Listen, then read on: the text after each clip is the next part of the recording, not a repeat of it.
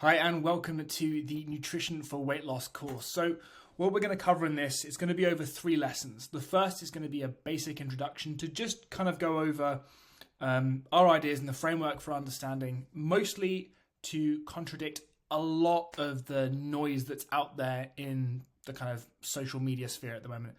Unfortunately, as I'm sure you're aware, there's a lot of competing ideas and ideologies as to what actually leads to weight loss. And we want to talk about really what's a meaningful scientific approach and what that actually means for you, but also how many options that you have access to because of that. Once you've gone over that, we'll go over the very basic science again so that you actually know what it is specifically that leads to weight loss and why, so that when we get to lesson 3, out of all of those strategies, you can choose the one that you think will work best for you, and you can chop and change and adjust as long as you know the basis of why that actually why that moves you forward and why that helps you lose weight. Unfortunately, many successful strategies are misleading as to why they work. For example, the ketogenic diet is a great way of ultimately changing food habits and reducing calorie intake, but people will often give ketosis as the reason it works as a weight loss intervention, and that's just not necessarily the case. So first off, it's important to recognize that there are different levels inside of nutrition. So most people are going to come in at level 1. And the truth is, most people will stay at level 1 and they'll get most, if not all, of the results they want at level 1 and never ascending any higher than that. So level 1 is all about food quantity, getting a basic understanding of macronutrients, i.e. protein, fats, and carbohydrates. And then essentially habits and awareness and behavioral interventions to allow us to work on those 2 things more consistently. Once we've started to nail that, if we wanted to ascend further, we'd look at things like food quality, micronutrients, the actual kind of tinier building blocks and vitamins and minerals included in food, and again further refining the basics, ultimately moving from, let's say, 60 to 75% consistency to higher levels. And then if you want to go even further, and here we're talking about competitive bodybuilding and very specific sport performance, that's where we'll go into that 3rd and top tier level. But again, for most people, we'll spend pretty much all of our time in level 1. So what causes weight to change? It ultimately comes down to energy balance. There's lots of different factors that are inside of that, but long story short, if we have more energy coming in than is going out, we find ways to store that excess energy in the form of fat tissue. If we're bringing the same energy in as we're expending, then we'll maintain. And if we're expending more energy than we're taking in, then our body will start to need to utilize stored fuel, again kept in the form of fat. Now it's important, no matter how complex this argument gets, we understand that that is the basic mechanism by which we either lose, maintain, or gain weight. So first off, I want to talk about calories out, because this is where most people start when it comes to weight loss. Now this picture is an image of your TDEE, or your total daily energy expenditure. And these are all the things included on the energy outside of this equation.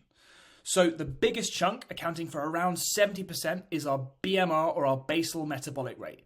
And this is basically the energy that it takes our body to maintain itself when we're in a coma. So just to run through all the basic cellular processes and just maintain our state while we're doing nothing else, that's how much it will cost, about 70% of our energy out.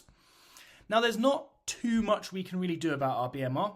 There are maybe small bits that we can do in increasing muscle mass, but ultimately there's not a huge amount we can do percentage-wise to increase or decrease our basal metabolic rate. The next biggest one is our NEAT, or our non-exercise activity thermogenesis. So that basically means all the movement that we do that isn't intentional exercise. So me sitting upright talking to you now, that's NEAT. That is me expending additional energy compared to me in the coma and burning calories in doing that. It's also us doing our weekly shop, walking up the stairs, any basic activity, that's burning calories. And that's responsible for about 15% of our daily energy expenditure. The next one is our TEF, or our thermic effect of feeding. And that's basically the energy required to digest our food. Now, there are little bits that we can do to increase or decrease that. If we consume protein-rich diets, that tends to be a little bit harder to break down and digest comparatively to fat or carbohydrates. But I'll go into those numbers a little bit more specifically later on in the course. But it's important to know that we actually burn calories to digest the food that we consume. And that accounts for about 10% of our energy expenditure. And finally, the smallest part of the puzzle is our EAT, or our exercise activity thermogenesis. So that is the calories burnt through intentional exercise in the day. Now, although that's the thing that most people try to change, that's responsible for about 5% of our daily energy expenditure. So what I think is important to recognize inside of all of this is that although exercise is important and beneficial and makes us feel good, it's not a big part of us creating that energy balance deficit. Don't get me wrong, if we're exercising, we're eating high protein diets to increase our thermic effect of feeding, and we're moving as much as we can throughout the day, that'll definitely increase our energy expenditure. But it's way harder to make a difference in the energy outside of the equation than it is to adjust the energy inside of the equation. So let's talk a little bit more about the calories that are coming in. First off, it's important to recognize that calories are a measurement of energy. Specifically, it's the amount of energy it takes to raise 1 gram of water in temperature by 1 degree. We measure this inside of a thing called a bomb calorimeter, which is what I've got in the picture here. And obviously that's not necessarily very representative of how the body functions. Another thing to note is that food calorie measurements are often outdated. A lot of them were measured 30 to 40 years ago, and the variation of how accurate those food labels can be is pretty wide. It's also important to note that we digest and burn food differently based on the composition. That's that thermic effect of feeding that we mentioned earlier. And finally, when we actually track our calories, it could be off by over 30%. Everything from how accurately we track to all the things that I've just mentioned. But with all of that being said, tracking calories is still the most accurate option that we have. It might seem like a pretty blunt tool, but tracking, even with a level of inaccuracy, can give us something to measure the rough calories in and then measure the outcome, which gives us something to adjust, whether that's to increase, maintain, or decrease.